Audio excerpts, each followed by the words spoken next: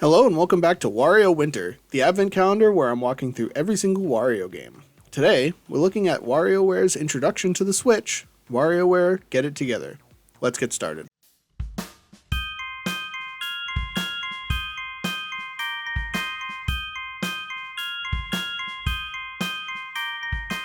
If I'm going to be honest, this is not at all what I was expecting from a Wario game on the Switch. When I heard WarioWare on Switch, my immediate thought was like a 1-2 Switch, but with more gimmicks and a lot more fun. In a way, 1-2 Switch was already very a WarioWare-like, so it wasn't that much of a stretch to assume that's what we got when the franchise officially came over.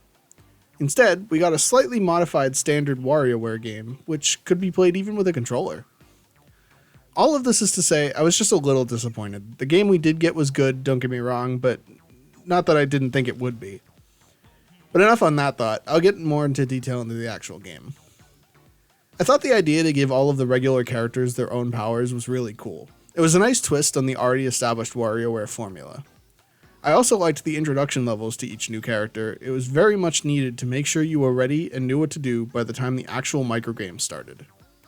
I think my favorite power was 18 Volt. His shooting ability was really useful for a lot of the games. This was only a lot of the games though, because if the game required quick movement and you got served this guy, it was game over. For the games with quick movement, I preferred the main man Wario. I liked the idea that the characters were able to be picked for a party, but were still served randomly before the games themselves from that party. Doing so kept you on your toes, as not only did you need to comprehend the point of the game quickly, but you also had to quickly remember the controls and powers of the character you were given. They do give you a quick bubble of the controls before the game starts, but being flustered can definitely make those bubbles easily forgettable.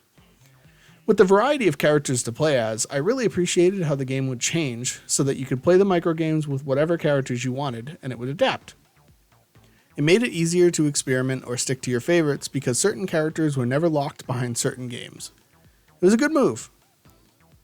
The story here was a lot more involved than the previous entries. It was still simple, but it's funny that even with it being so basic, it's still deeper than a lot of the other ones.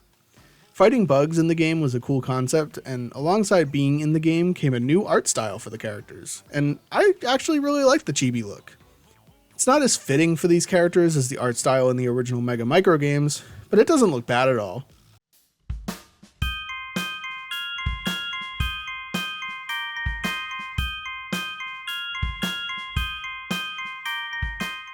Overall, even if it wasn't the game I was expecting, it for sure was a solid entry in this franchise. I'm now curious to see how Move It is, as based on the commercials, it looks like it's more in line with my expectations of better Joy-Con integration. With that being said, Get It Together is definitely a game you should try out if you have the means to. I think you'll have a lot of fun. What did you think of Get It Together? Let me know in the comments below, and don't forget to subscribe while you're down there. Thanks for watching, and I'll see you tomorrow.